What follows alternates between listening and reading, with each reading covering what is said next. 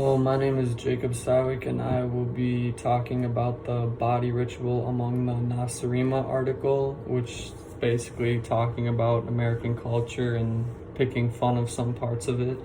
But overall, I liked the article and thought it was pretty interesting and kind of funny at some parts. But I'll go over some of the key points here.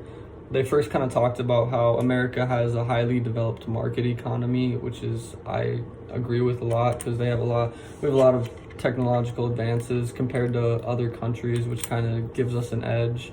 But yeah, we have one of the best markets, I would say.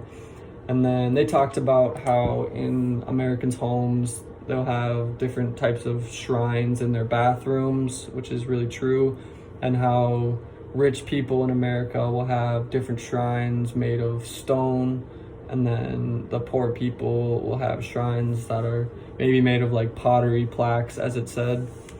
And then it started talking about how we have these boxes on the wall that we put potions in, all these magical potions, and it's really just talking about the medicine cabinet that we have. And then it talked about like the medicine men, which are just doctors, and talked about how they had this secret language in which they made potions with, which is just doctors prescribing us medicine. But it also talked about how Americans don't really read too much into medicine, which is very true. They just kind of take it, and we do trust our doctors a lot, but a lot of it we can't even read, can't even understand. It kind of is in this magical language here that but people still will take it, obviously. And then another thing it kind of talked about was that Americans, their everyday events are like described in this as like rituals, like brushing our teeth is a ritual that we do every day, I hope. And just like putting on deodorant, showering, like Americans just have all these different rituals in their everyday lives. And then like the last thing it probably talked about was that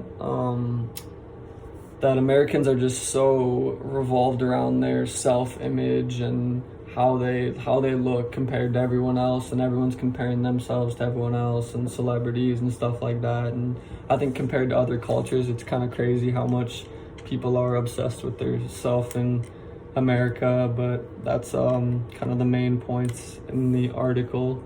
So now we'll be talking about a communication practice that might be seen from an outside observer. I chose the fist bump, which is pretty clear, just that it's just another form of communication in America. It's a way of saying hi to someone. It's just an easier way to do like a handshake. The fist bump was created around like the 1970s, first in a basketball game, from just saying good job instead of just, shaking hands saying, oh, good job, you made that shot. It's just a quick little fist bump to say good job, and it's just cleaner. But yeah, I think it fits well into American culture because Americans are all about, quick interactions, making things faster. Everyone's so busy and stuff, so the fist bump really fits into American culture good because it's just a quicker way of saying hello to someone instead of the handshake. But yeah, and this has changed a lot throughout history, not so much since it's been created. It's a pretty simple, just, it's a fist bump, but it kind of came from the handshake, obviously, and it's kind of just a different form of a handshake. And like I said, it's just kind of cleaner, but ever since it was created around the 1970s, it's kind of been the same. There's not much to change about a fist bump. A fist bump's a fist bump. It's just another way of saying hello to someone. And then when you talk about how if it's beneficial or detrimental to U.S. culture, I think it's definitely beneficial. I don't know how you could say a fist bump is detrimental to U.S. culture. I think it's just it's a cleaner way of saying hello to someone. It's quicker. If you're on the go, you can be like, yo, what's up?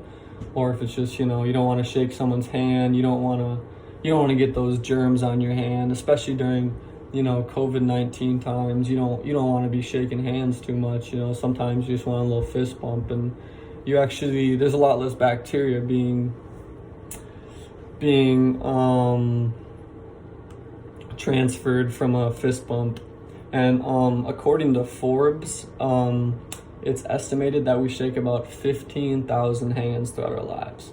And clinical research carried out by the School of Hygiene's professor Sally Bloomfield said that we spread more bacteria by shaking someone's hand than kissing them on the cheek, which seems very, very crazy to me. Because when you think about kissing someone, you're like, wow, that's got to be like, it's the mouth, it's got to be so much germs. But, you know, our hands touch so much throughout the day, so there's so much bacteria that's being caught on that and can be spread through a handshake. So that's why I think the fist bump's going to become even more popular these days. Like I said, with COVID-19, people don't want to be spreading germs during these times at all. But, yeah, thank you for watching.